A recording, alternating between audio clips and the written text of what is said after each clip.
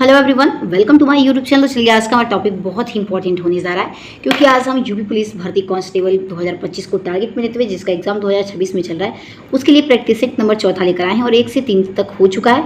और आपको बता दें, देखिए ये प्रकाशित किया एग्जामपुर बाई विवेक सर के द्वारा। ओके, तो चलिए पहला हमारा इसमें देखिए प्रश्न 1 से 5 तक गद्यांश है। तो एक बार आप गद्यांश को पढ़ लीजिएगा, ठीक है, स्क्रीनशॉट ले लीजिए। हम डायरेक्ट क्वेश्चन की तरफ पढ़ते हैं। आइए हम प्रश्नों को जूम करके देख लेते हैं, ताकि आप लोग को बेहतर से बेहतर ढंग से समझ में आए। अगर चैनल पर नए तो प्लीज लाइक एंड सब्सक्राइब जरूर करिएगा, ताकि हमारा मनोबल बढ़ा रहे।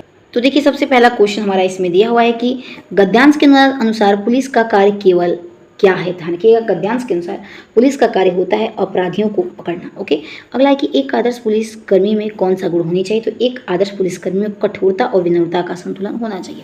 अगला है कि आज के युग में पुलिस छवि और महत्वपूर्ण क्यों हो गई है। ध्यान रखिएगा, आज के में छवि पुलिस की छवि पूछ रहा है, क्यों महत्वपूर्ण हो गई है, क्योंकि सूचना तंत्र तेज हो गया है, इसलिए। अगला क्वेश्चन है कि पुलिस और जनता के बीच कैसे विश्वास बन सकता है। तो पुलिस और जनता के बीच विश्वास प्रशिक्षण व नैतिक शिक्षा के द्वारा बन सकता है। अगला है कि गद्यांश का स्वर किस प्रकार का है। तो इसमें स्वर ध्यान रखिएगा किस प्रकार का पूछा है, तो संवेदनशील और विचारशील है। अगला क्वेश्चन है कि हिंदी साहित्योहिहास का प्रथम लेखक किसे माना जाता है। तो ये माना जाता है घासदाजी को। अगला है कि सावन हरे न भादो सूखे कहावत का अर्थ क्या है। तो इसका अर्थ होता है कि सदा एक समान रहना, ठीक है, कि सावन और भादो का पता नहीं चलना, सदा एक समान ही रहना। आइए अगले प्रश्न की तरफ बढ़ते हैं। देखिए अगला क्वेश्चन है कि निम्नलिखित में से कौन सा जोड़ा समरूपी भिन्नार्थक है। ध्यान रखिएगा, 8 का भी करेक्ट हो जाएगा, अवधि और अवधि हो जाएगा। अगला है कि अष्टध्यायी शब्द में कौन सा समास है। तो अष्टध्यायी शब्द में हमारा ध्यान रखिएगा द्विगु समास है, ठीक है। अगला इनमें से वसुधा का परिवाची शब्द क्या होगा। तो वसुधा का परिवाची शब्द अचला हो जाएगा। अगला क्वेश्चन है कि उपाय वही सही होता है जिसका लोहा विरोधी भी माने, इसके लिए सही लोकोक्ति का अर्थ क्या होगा। तो इसका अर्थ होता है, ध्यान रखिएगा, जादू वही जो सिर चढ़ बोले। अगला है कि दिव्यांगम का संधि विच्छेद क्या होगा। तो इसका संधि विच्छेद होता है देवी प्लस आगम। अगला है कि वचनामृत समस्त पद का विग्रह क्या होता है। तो इसका समस्त पद का विग्रह वचन रूपी अमृत होता है। अगला है कि विवाह की दृष्टि से दिए गए विकल्पों में से कौन सा विकल्प अनुचित है। ध्यान रखिएगा, इसमें अनुचित हमारा देश पर निकाला हो जाएगा। अगला है इनमें से समृद्ध स्वर कौन सा है। ध्यान रखिएगा, हमारा बड़ी ई शब्द, बड़ी ई वर्ड हमारा ये समृद्ध स्वर के अंतर्गत आ जाएगा, ठीक है। अगला क्वेश्चन है कि किस वर्ड का उच्चारण स्थान कंठ तालु से होता है। तो कंठ तालु से ए का उच्चारण होता है, ऑप्शन सी करेक्ट हो जाएगा।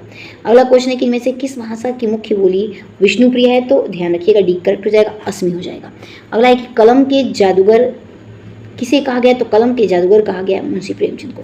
अगला है दिए गए वाक्यों में अकुलाना समानार्थी शब्द कौन सा है। तो अकुलाना का समानार्थी शब्द हो जाएगा, ध्यान रखिएगा, डी करेक्ट हो जाएगा, व्याकुल होना। अगला है कि सन 2010 में साहित्य अकादमी पुरस्कार इनमें से किस रचनाकार को मिला है।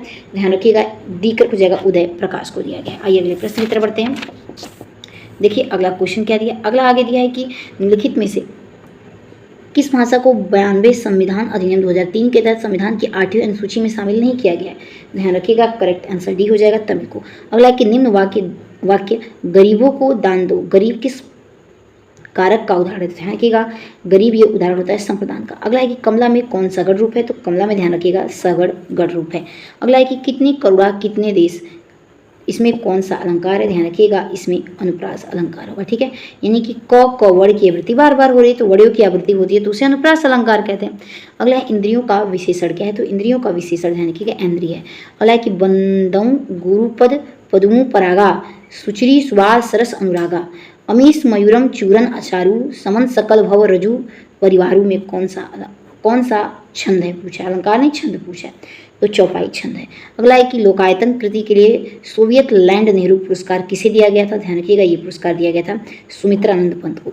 अगला इनमें से कौन सा शब्द स्त्रीलिंग है। तो स्त्रीलिंग डी करेक्ट जाएगा, भाषा। अगला है कि पाशु पढ़ का क्रमशः सही अर्थ प्रकट करने वाला शब्द कौन सा है। ध्यान रखिएगा, करेक्ट आंसर डी हो जाएगा, पशु का जानवर, पांसु का रेत और पढ़ का आंसर मूल्य हो जाएगा। अगला इनमें से कौन सा शब्द उपसर्ग रहित है, यानी कि जिसमें उपसर्ग का प्रयोग नहीं किया गया। तो क्रोध शब्द हमारा उपसर्ग रहित है, इसमें उपसर्ग का प्रयोग नहीं हुआ है।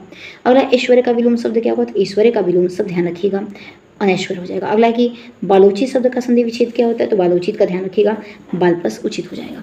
अगला है कि फणीश्वर रेणु की पहली कहानी कौन सी है। तो इनकी पहली कहानी ध्यान रखिएगा बट बाबा है। अगला है कि छात्र पढ़ते होंगे इस वाक्य में क्रिया किस काल का बोध करा रही है। तो इस वाक्य में क्रिया ध्यान रखिएगा संदिग्ध वर्तमान का बोध करा रही है। अगला है कि प्रेम देख ही रहा हूं की तरह आकर्षण होता है, इस वाक्य का काल पहचानिए। तो इसमें सामान्य वर्तमान काल की बात कही गई है। अगला क्वेश्चन देख लेते हैं। देखिए अगला क्वेश्चन है कि कटोरे भर उसने खीर खाई, अनुबंध संबोधक अव्यय इसमें कौन सा है? ध्यान रखिएगा, करेक्ट आंसर कौन सा हो जाएगा? तो बी करेक्ट हो जाएगा, यानी कि भर। अगला कि आलोचना करना के अर्थ हेतु उचित मुहावरा दिए हुए विकल्पों में से कौन सा है? तो आलोचना यानी कि डी करेक्ट हो जाएगा, टीका टिप्पणी करना यानी कि आलोचना करना। अगला है कि कौन सा संगठन अंतर्राष्ट्रीय सार्वजनिक स्वास्थ्य मुद्दों और आपात स्थितियों के समन्वय के लिए जिम्मेदार है? तो आपात के लिए वर्ल्ड हेल्थ ऑर्गेनाइजेशन जिम्मेदार होती है। अगला है कि मैं हिंदू हूँ क्यों हूँ, पुस्तक किसने लिखी है? तो ये लिखा गया है शशि थरूर के द्वारा। अगला है G7 में जी का अक्षर का अर्थ क्या है? तो इसका अर्थ होता है ग्रुप। अगला इतिहास आधारित शोध को किस प्रकार वर्गीकृत किया जा सकता है? तो इसे वर्गीकृत किया जाता है प्रायोगिक के माध्यम से, प्रायोगिक नहीं, ध्यान रखिएगा, गुणात्मक के माध्यम से। ऑप्शन नंबर डी करेक्ट हो जाएगा। ओके, ऑप्शन डी करेक्ट होगा। नेक्स्ट है प्रधानमंत्री मत्स्य किसान समृद्धि सहयोजना किस मंत्रालय के तहत कार्यान्वित की जा रही है? ध्यान रखिएगा किस मंत्रालय के तहत? तो मत्स्य पशुपालन और डेयरी मंत्रालय के तहत। अगला क्वेश्चन देख लेते हैं। अगला कौन सा राज्य गेहूं का सबसे बड़ा उत्पादक है? तो गेहूं सबसे अधिक किस राज्य में बोया जाता है? तो उत्तर प्रदेश में। अगला कैगा परमाणु ऊर्जा स्टेशन किस राज्य में? तो कैगा परमाणु ऊर्जा, ध्यान रखिएगा, ये कर्नाटक में। अगला है जापान की आधिकारिक मुद्रा क्या है? तो ध्यान रखिएगा येन है। अगला निम्नलिखित में से कौन सी ग्रीन हाउस गैस नहीं है? तो ग्रीन हाउस के अंतर्गत डी करेक्ट हो जाएगा, ऑक्सीजन नहीं आता है। बाकी nitrous oxide, methane, carbon dioxide सभी आते हैं, लेकिन ऑक्सीजन नहीं आता है। अगला आईसीसी चैंपियन ट्रॉफी 2025 किसने जीती है? तो ये जीता गया हमारे प्यारे भारत देश के द्वारा। अगला कौशल भारत मिशन किस वर्ष शुरू हुआ था? तो कौशल भारत मिशन इसकी शुरुआत की गई थी 2015 में।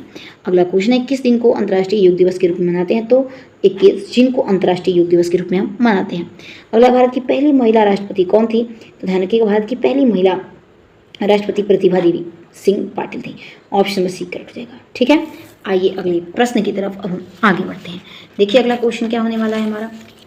देखिए अगला क्वेश्चन आगे दिया है कि निम्नलिखित में से कौन सा भारत का सबसे बड़ा कोयला उत्पादक राज्य? तो कोयला उत्पादक भारत का सबसे ज्यादा बोल रहा है झारखंड में होता है। अगला सूचना का अधिकार अधिनियम 2005 कब लागू किया गया? तो सूचना का अधिकार ये लागू कब किया गया था? 2005 को। तो ऑप्शन नंबर बी कट हो जाएगा, 12 अक्टूबर 2005 को। अगला है किस योजना का उद्देश्य देश के सभी भागों में हाई स्पीड इंटरनेट कनेक्टिविटी तक सार्वभौमिक पहुंच प्रदान करना है? तो किसके अंतर्गत? तो डिजिटल इंडिया के अंतर्गत। अगला है कौन सी प्राचीन भारतीय ग्रंथ जय संहिता के नाम से जाने जाती है? जय संहिता के नाम से हम जानते हैं महाभारत को। अगला कि भारतीय संविधान के किस अनुच्छेद में राज्य वित्त आयोग की स्थापना का प्रावधान है? तो राज्य के वित्त आयोग का प्रावधान किस अनुच्छेद में कहा गया? इसके बारे में बात अनुच्छेद 245 के अंतर्गत। अगला है कि विश्व जल दिवस कब मनाते हैं? ध्यान रखिएगा विश्व जल दिवस हम सेलिब्रेट करते हैं 22 मार्च को। अगला आधार कार्ड में कितने अंक होते हैं? तो आपको पता होना चाहिए कि 12 टोटल अंक होते हैं आधार कार्ड में। ओके, और बैंक के IFSC कोड में कितने होते हैं? तो 11 अंक होते हैं, आप ध्यान रखिएगा। अगला है कि grand old man of India के नाम से किसे जाना जाता है? तो ध्यान रखिएगा सर, ऑप्शन नंबर इसमें राइट आंसर कौन सा हो जाएगा? तो दादा भाई नौरोजी को। ठीक है, ग्रैंड ओल्ड मैन तो दादा भाई नौरोजी। ओके, आइए अगले प्रश्न की तरफ आगे बढ़ते हैं। अगला है कि भारतीय संविधान किस वर्ष लागू हुआ? तो 1950 में हमारे भारतीय संविधान को लागू किया गया। अगला है कि परमाणु अप्रसार ऊर्जा के शांतिपूर्वक उपयोग और परमाणु निरस्त्रीकरण के क्षेत्र में कौन सी अंतर्राष्ट्रीय संधि 1970 में लागू की गई? तो परमाणु अप्रसार संधि NPT को लागू किया गया।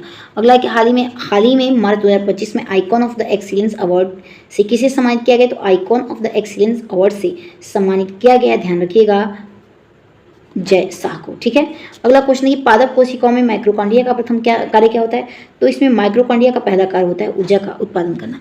अगला विश्व का सबसे बड़ा मैंग्रोव वन किस राज्य में स्थित है? ध्यान रखिएगा पश्चिम बंगाल में स्थित है। आइए अब हम अगले प्रश्न की तरफ ध्यान केंद्रित करते हैं। देखिए अगला क्वेश्चन है कि NWC यानी कि NAS का मतलब क्या होता है, यानी कि इसका फुल फॉर्म पूछा है। तो इसका फुल फॉर्म ध्यान रखिएगा दोस्तों होता है राष्ट्रीय मूल्यांकन और प्रत्यायन परिषद। अगला कौन सा भारतीय राज्य कॉफी का प्रमुख उत्पादक है? तो कॉफी हमारे भारत में सबसे अधिक कर्नाटक उत्पादन करता है इसका। अगला कि WTO की भूमिका क्या, यानी कि वर्ल्ड व्यापार संगठन का भूमिका क्या है? तो बी करेक्ट हो जाएगा, वैश्विक व्यापार को विनियमित करना है। अगला गैर कानूनी गतिविधियों अधिनियम किस वर्ष पेश किया गया था? तो इसे पेश किया गया था 1967 में। अगला है त्रिकोणमिति के जनक के रूप में किसे जाना जाता है? तो त्रिकोणमिति के जनक के रूप में हिपाकस को जाना जाता है। ठीक है, अगला है कि निम्नलिखित में से कौन सा सोशल मीडिया प्लेटफॉर्म नहीं है? तो सोशल मीडिया प्लेटफॉर्म नहीं, गूगल नहीं है, क्योंकि गूगल क्या आता है? सर्च इंजन के अंतर्गत आता है। फेसबुक, व्हाट्सअप, इंस्टाग्राम ये सभी हमारे क्या है? सोशल मीडिया है। ओके, अगला है कि वह धन है जो अवैध या अघोषित साधनों से कमाया जाता है, अक्सर करों का भुगतान करने से बचने के लिए, तो उसे कौन सा धन कहते हैं? तो काला धन कहते हैं। मतलब भारतीय संविधान की प्रस्तावना में कौन सा शब्द यह दर्शाता है कि राज्य का कोई आधिकारिक धर्म नहीं है और ये सभी धर्मों का क्या करता है? व्यवहार करता है या फिर इज्जत करता है। ध्यान रखिएगा, ये किसके अंतर्गत कहा गया? डिक्रप्ट जगह धर्मनिरपेक्ष के अंतर्गत कहा गया। अगला, बिंद और सतपुड़ा श्रृंखलाओं के बीच कौन सी नदी बहती है? तो बिंद और सतपुड़ा श्रृंखला, इन दोनों के बीच हमारी नर्मदा नदी बहती है। अगला, सोशल मीडिया में हैशटैग का मतलब क्या है? तो हैशटैग का ध्यान रखिएगा मतलब होता है मौलिक।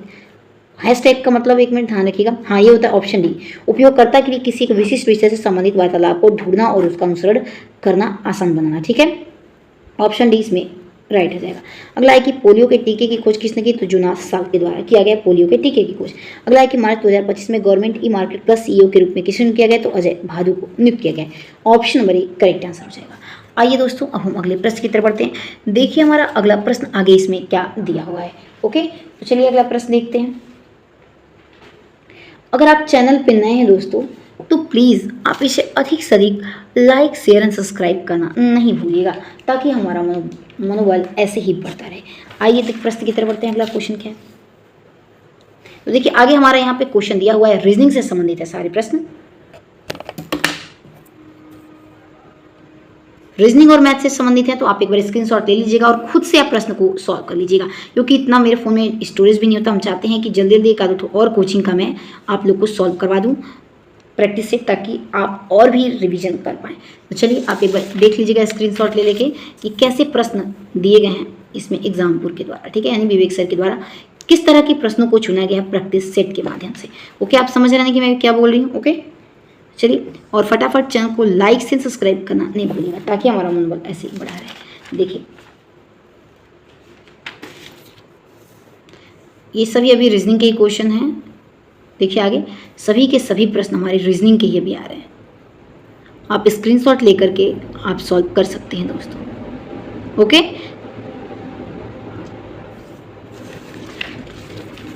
और हाँ, आपको अगर और वीडियो देखना होगा तो जल्द से जल्द मैं अपलोड करने की कोशिश करूंगी कि 1-2 दिन में जल्द से जल्द सारा ही मैं वीडियो अपलोड कर दूं, ताकि आप जल्द से जल्द रिवीजन कर पाएँ।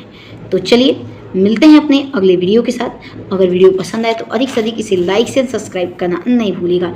तब तक के लिए अपना आप ध्यान रखिएगा दोस्तों। जय हिंद, जय भारत।